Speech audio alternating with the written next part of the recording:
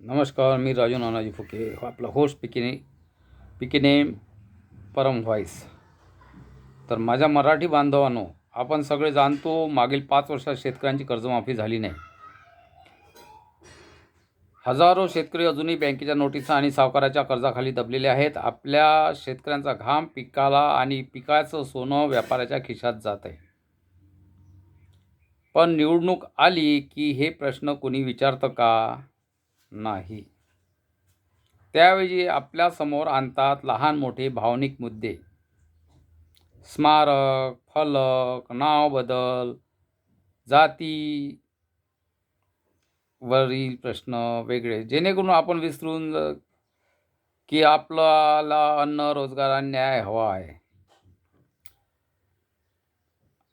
आणि सोबतच काय की आपण मराठी आहो याची ओळख विसरले. म्हणूनच त्यावेळी आपण ठरवलं पाहिजे की मी मराठी म्हणजे फक्त ओळख नाही, तर जबाबदारी आहे. मराठी माणसाला निवडा, पण असा माणूस जो आपल्याला शेतकऱ्याचा, आपल्या कामगाराचा, आपल्या व्यापाराचा खरा आवाज बनेल. आपण एकत्र आलो तर कुणीही आपल्याला विभागू शकत नाही.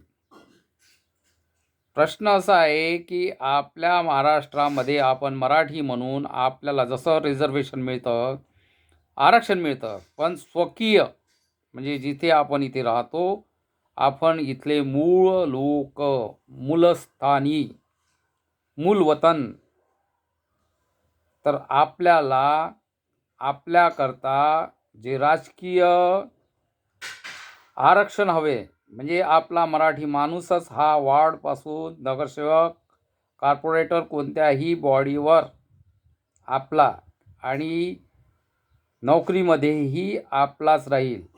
असं नाही होईल की 10-15 वर्षात आला, 15 वर्षात इथे सर्टिफिकेट घेतलं, 20 वर्षात आला, 2 पिढ्यापासून आला. नाही, मूळ मराठी माणूस